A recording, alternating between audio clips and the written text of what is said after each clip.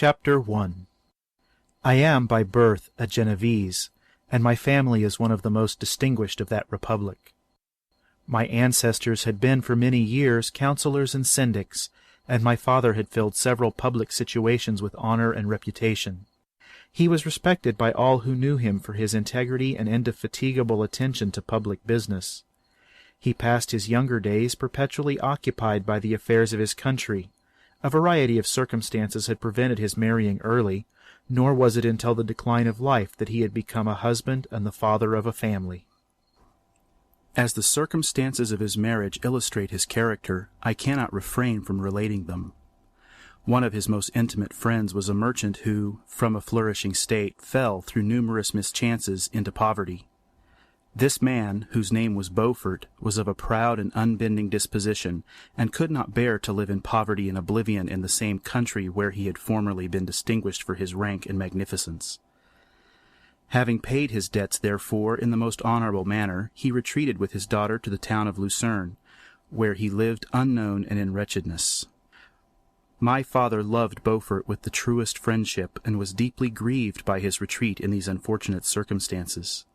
He bitterly deplored the false pride which led his friend to a conduct so little worthy of the affection that united them. He lost no time in endeavoring to seek him out, with the hope of persuading him to begin the world again through his credit and assistance. Beaufort had taken effectual measures to conceal himself, and it was 10 months before my father discovered his abode. Overjoyed at this discovery, he hastened to the house, which was situated in a mean street near the Reus. But when he entered, misery and despair alone welcomed him. Beaufort had saved but a very small sum of money from the wreck of his fortunes, but it was sufficient to provide him with sustenance for some months, and in the meantime he hoped to procure some respectable employment in a merchant's house. The interval was, consequently, spent in inaction. His grief only became more deep and rankling when he had leisure for reflection, and at length it took so fast hold of his mind that at the end of 3 months he lay on a bed of sickness, incapable of any exertion. His daughter attended him with the greatest tenderness, but she saw with despair that their little fund was rapidly decreasing, and that there was no other prospect of support. But Caroline Beaufort possessed a mind of an uncommon mould, and her courage rose to support her in her adversity.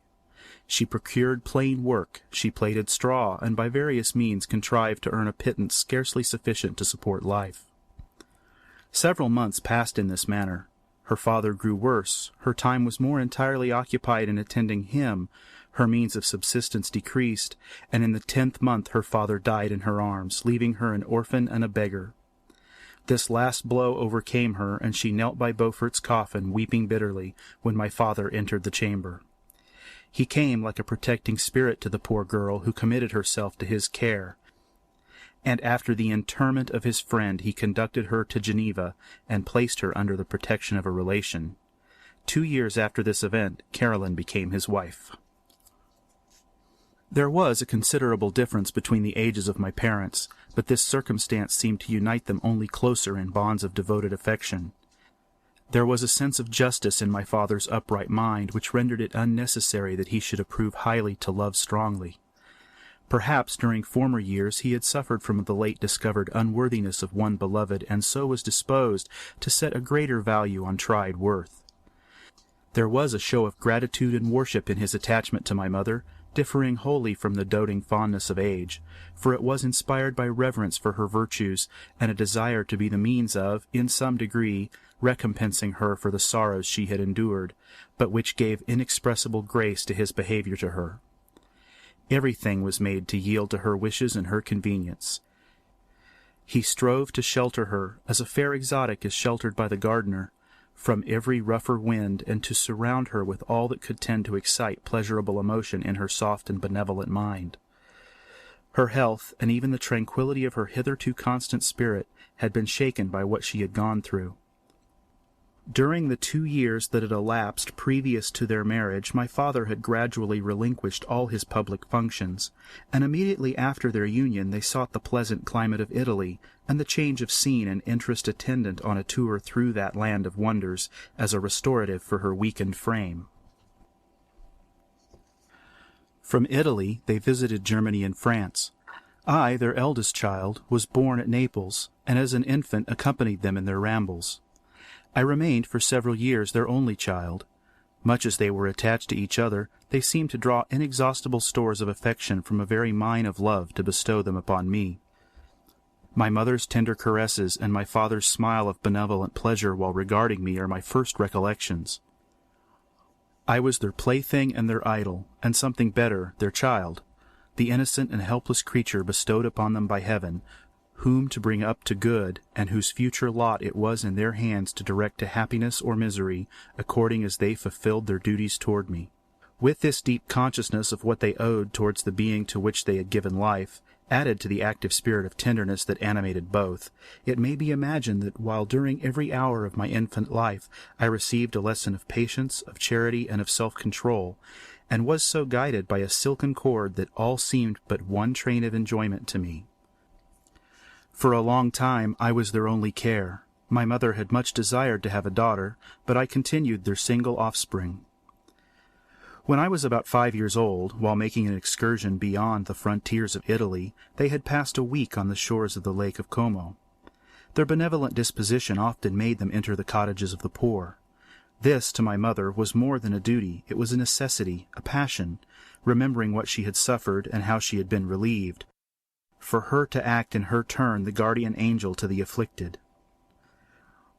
During one of their walks, a poor cot in the foldings of a veil attracted their notice as being singularly disconsolate, while the number of half-clothed children gathered about it spoke of penury of its worst shape. One day, when my father had gone by himself to Milan, my mother, accompanied by me, visited this abode. She found a peasant and his wife hard working, bent down by care and labor, distributing a scanty meal to 5 hungry babes. Among these there was one which attracted my mother far above all the rest. She appeared of a different stock.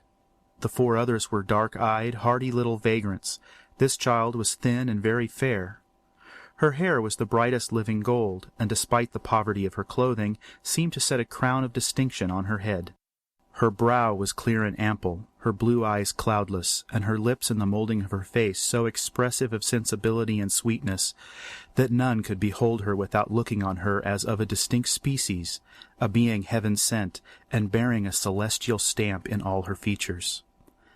The peasant woman, perceiving that my mother fixed eyes of wonder and admiration on this lovely girl, eagerly communicated her history. She was not her child, but the daughter of a Milanese noblewoman. Her mother was a German, and had died on giving her birth. The infant had been placed with these good people to nurse. They were better off then. They had not been long married, and their eldest child was but just born. The father of their charge was one of those Italians nursed in the memory of the antique glory of Italy, one among the Schiavi Agnor Frementi, who exerted himself to obtain the liberty of his country. He became the victim of its weakness. Whether he had died or still lingered in the dungeons of Austria was not known. His property was confiscated. His child became an orphan and a beggar. She continued with her foster parents, and bloomed in their rude abode, fairer than a garden rose among dark-leaved brambles. When my father returned from Milan, he found playing with me in the hall of our villa a child fairer than the pictured cherub, a creature who seemed to shed radiance from all her looks, and whose form and motions were lighter than the chamois of the hills. The apparition was soon explained. With his permission, my mother prevailed on her rustic guardians to yield their charge to her. They were fond of the sweet orphan. Her presence had seemed a blessing to them, but it would be unfair to her to keep her in poverty and want when Providence offered her such powerful protection. They consulted their village priest, and the result was that Elizabeth Lavenza became the inmate of my parents' house, my more than sister, the beautiful and adored companion of all my occupations and my pleasures. Everyone loved Elizabeth. The passionate and almost reverential attachment with which all regarded her became, while I shared it, my pride and my delight. On the evening previous to her being brought to my home, my mother said playfully, "I have a present for my Victor. Tomorrow he shall have it." And when, on the morrow, she presented Elizabeth to me as her promised gift, I, with childish seriousness, interpreted her words literally, and looked upon Elizabeth as mine to protect, love, and cherish. All praises I bestowed on her I received as made to a possession of my own. We called each other familiarly by the name of cousin. No word, no expression could body forth the kind of relation in which she stood to me, my more than sister, since till death she was to be mine only. End of Chapter 1.